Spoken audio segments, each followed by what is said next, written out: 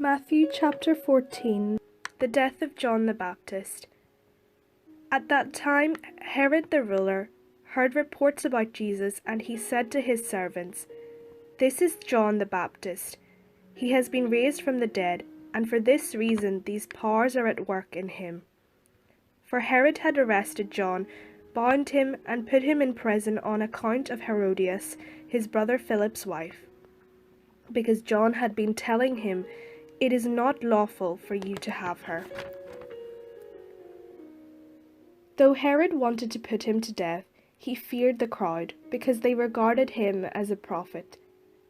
But when Herod's birthday came, the daughter of Herodias danced before the company, and she pleased Herod so much that he promised on oath to grant her whatever she might ask. Prompted by her mother, she said, "Give me the head of John the Baptist here on a platter." The king was grieved, yet out of regard for his oaths and for the guests, he commanded it to be given. He sent and had John beheaded in the prison. The head was brought on a platter and given to the girl, who brought it to her mother. His disciples came and took the body and buried it.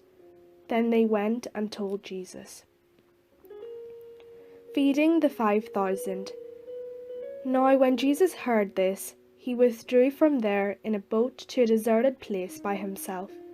But when the crowds heard it, they followed him on foot from the towns.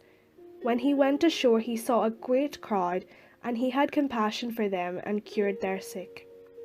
When it was evening, the disciples came to him and said, "This is a deserted place, and the hour is now late. Send the crowds away so that they may go into the villages and buy food for themselves." Jesus said to them, "They need not go away. You give them something to eat." They replied, "We have nothing here but 5 loaves and 2 fish. And he said, "Bring them here to me." Then he ordered the crowds to sit down on the grass. Taking the 5 loaves and the 2 fish, he looked up to heaven and blessed and broke the loaves and gave them to the disciples, and the disciples gave them to the crowds. And all ate and were filled. And they took up what was left over of the broken pieces, 12 baskets full. And those who ate were about 5,000 men, besides women and children. Jesus walks on the water.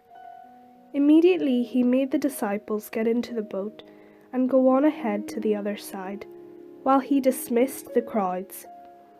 And after he had dismissed the crowds, he went up the mountain by himself to pray. When evening came, he was there alone, but by this time the boat, battered by the waves, was far from the land, for the wind was against them. And early in the morning he came walking toward them on the sea. But when the disciples saw him walking on the sea, they were terrified, saying, "It is a ghost." And they cried out in fear. But immediately Jesus spoke to them and said, "Take heart, it is I. Do not be afraid." Peter answered him, "Lord, if it is you, command me to come to you on the water." He said, "Come." So Peter got out of the boat, started walking on the water, and came toward Jesus. But when he noticed the strong wind, he became frightened, and beginning to sink, he cried out, "Lord, save me."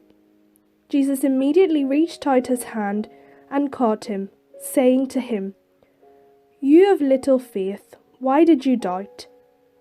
When they got into the boat, the wind ceased, and those in the boat worshipped him, saying, "Truly you are the Son of God." Jesus heals the sick in Gennesareth. When they had crossed over, they came to land at Gennesareth.